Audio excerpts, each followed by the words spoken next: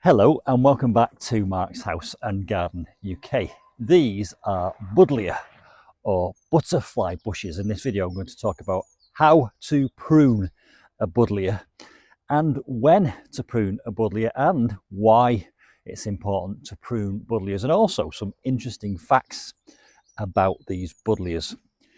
Now, this is my wildlife pond in the wildlife corner of my garden, and so it's appropriate to have Buddleias or butterfly bushes because they produce lots of nectar and they attract butterflies. Now, why do I want to attract butterflies?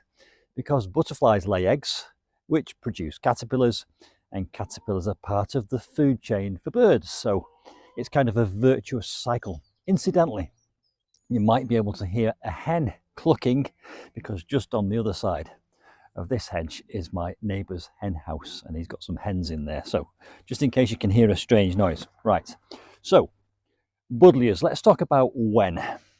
Oh, actually, before we start pruning, I just want to point something out.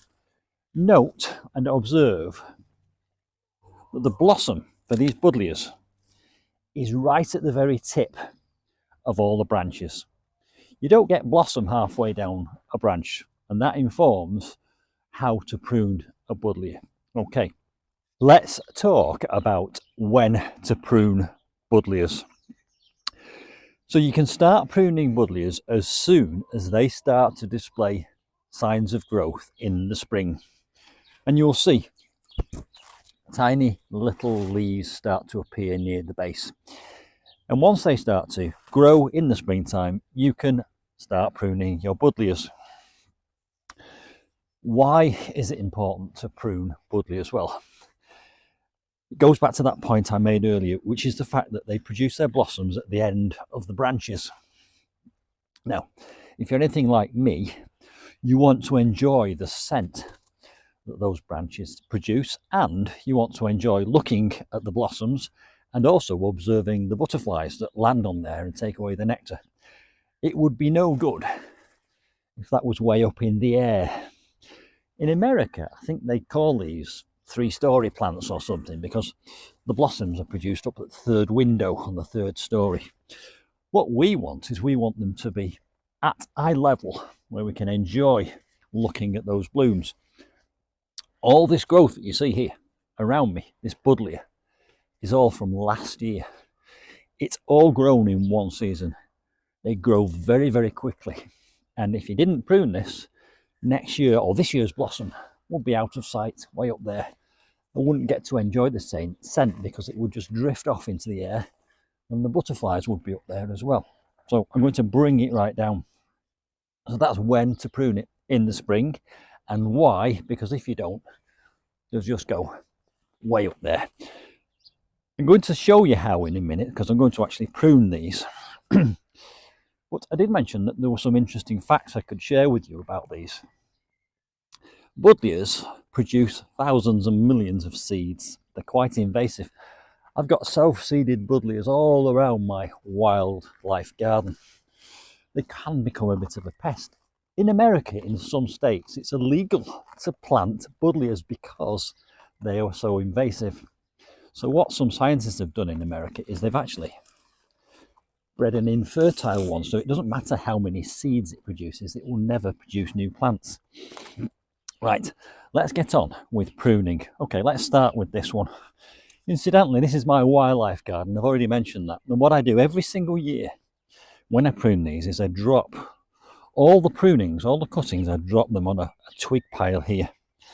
And I'm pretty sure that underneath that pile of twigs, there will be frogs and toads and newts just waiting to come out of hibernation. So very soon, in the very near future, I'll be able to show you some footage of frog spawn, toad spawn, newt spawn, and eventually tadpoles and baby newts and baby frogs.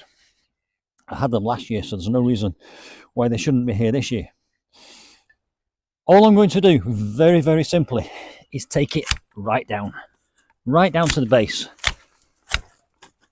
Now, ideally, you would prune just above where a bud is. But the law of averages is that some of them will be and some of them won't be.